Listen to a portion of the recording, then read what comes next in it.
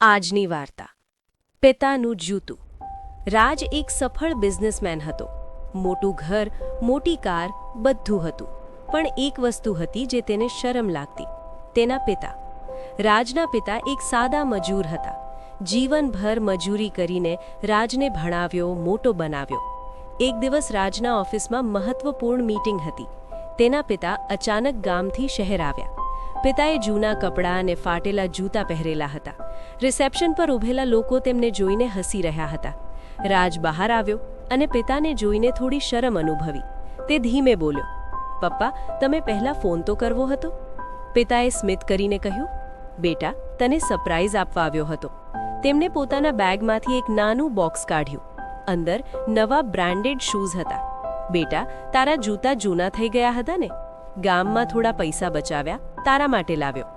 રાજ થોડી ક્ષણ માટે શાંત થઈ ગયો। તેણે પિતાના પગ તરફ જોયું। તેમના પિતાના જૂતા ફાટેલા હતા।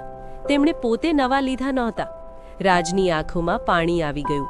તેને યાદ આવ્યું, બાળપણમાં જ્યારે તેને સ્કૂલમાં નવા શૂઝ જોઈતા હતા ત્યારે પિતાએ પોતાના શૂઝ લીધા વગર તેની જરૂરિયાત પૂરી કરી હતી। રાજ તરત જ પિતાને ગળે લાગી ગયો। તે દિવસે મીટિંગ કરતાં પણ મોટું લેસન તેને મળ્યું। તે દિવસે રાજે નક્કી કર્યું તે ક્યારેય પોતાના પિતાને શરમાવશે નહીં, કારણ કે તેની સફળતા પાછળ તેમની મહેનત હતી। મિત્રો, આ વાર્તામાંથી શું બોધ મળ્યો? જે લોકો આપણને ઊંચાઈ સુધી પહોંચાડે છે તેમના પગની ધૂળથી જ આપણી સફળતા બને છે, અને સફળતા ત્યારે જ સંપૂર્ણ બને છે જ્યારે આપણે પોતાના મૂળને માન આપીએ। જીવનમાં ગમે એટલી મોટી સફળતા મળે તો પણ તેમનો આભાર પહેલા માનવો જોઈએ, કેમ કે માતા પિતાની મહેનત અને આશીર્વાદથી જ આપણે સફળતા સુધી પહોંચી શકીએ છીએ। માટે માતા પિતાની મહેનતને ક્યારેય ન ભૂલશો।